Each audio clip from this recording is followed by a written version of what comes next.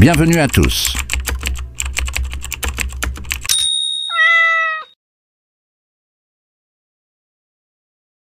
Bienvenue sur Sagesse croisée. Les philosophes anciens qui ont émergé pendant l'Antiquité classique étaient parmi les plus grands esprits que le monde ait jamais connus, d'Aristote à Zénon. L'intellect qui émanait de cette période était tellement en avance sur son temps que leurs idées et principes ont encore une immense valeur aujourd'hui. Si vous voulez améliorer votre niveau de réflexion, prenez note des 7 règles de la sagesse. Numéro 1. Élargissez vos horizons. L'univers est bien plus grand que votre bureau. Seuls ceux qui osent sortir de leur zone de confort découvriront ce qui se trouve au-delà de l'horizon. Changer votre environnement peut changer votre façon de penser. Comme l'a dit Sénèque, regardez les étoiles éclairer le ciel. Aucune d'entre elles ne reste à la même place. Si vous cherchez vraiment à améliorer votre sagesse et votre croissance personnelle, vous devez aller au-delà de vos limites locales, que ce soit en déménageant ou en voyageant. Plus vous irez loin, plus vous gagnerez. Numéro 2. L'or des fous. Les plus fous d'entre nous placent leur valeur sur leur richesse et non sur leur vertu. L'argent ne peut pas acheter la sagesse, et une cupidité incontrôlée détruira toute personne avec le temps. Épicure résume cela si simplement. Si un peu n'est pas suffisant pour vous, alors rien ne le sera. Concentrez-vous sur la construction de votre intellect et de votre vertu. Réalisez que l'argent n'est qu'un outil, pas votre score dans la vie. Les personnes qui se concentrent uniquement sur l'argent laissent leurs autres facultés s'effondrer. Et toute fondation construite sur du sable verra bientôt la mer. Numéro 3. Sachez ce que vous contrôlez. Marc Aurèle était à un moment donné l'homme le plus puissant sur Terre. Malgré son statut, il a noté que vous avez du pouvoir sur votre esprit, pas sur les événements extérieurs. Réalisez cela et vous trouverez de la force. Dans le monde moderne, l'anxiété et le stress sont devenus des tueurs silencieux. Si vous vous laissez submerger par des choses que vous ne pouvez pas contrôler, votre vie se terminera longtemps avant votre mort. Acceptez ce que vous ne pouvez pas contrôler et concentrez votre pouvoir sur ce que vous pouvez changer si vous voulez faire de réels progrès. Numéro 4. La gentillesse compte. Seules les personnes les plus fortes et les plus intelligentes ont la capacité d'être gentilles.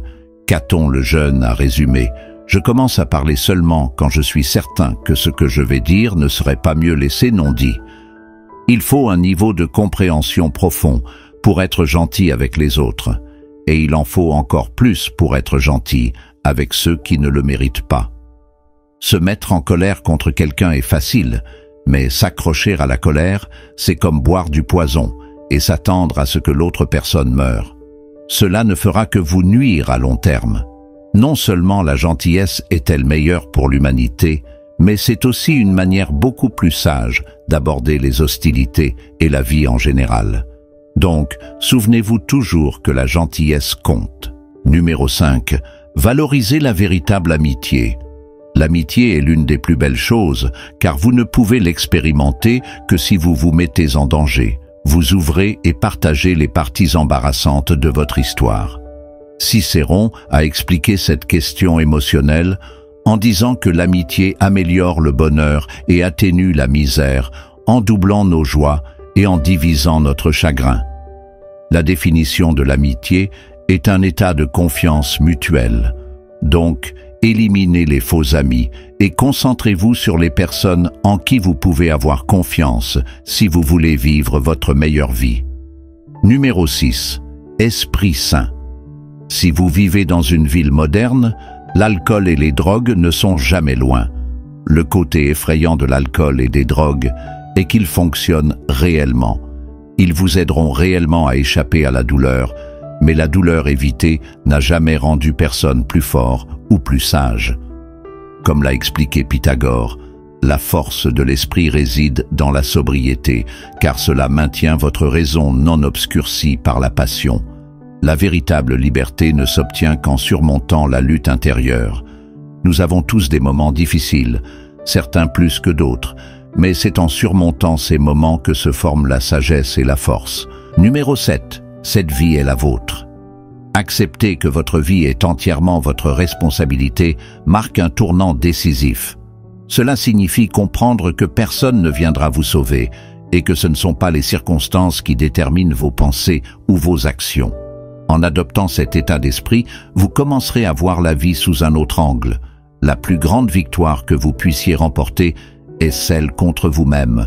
Maîtrisez vos peurs, vos doutes et vos impulsions pour avancer avec sagesse et courage. À l'inverse, se laisser dominer par ses faiblesses ou ses désirs est l'un des pires échecs, car cela vous prive de liberté intérieure. Comme l'a expliqué Platon, des moments difficiles surviendront inévitablement, mais blâmer les autres ou trouver des excuses ne fera que polluer votre esprit.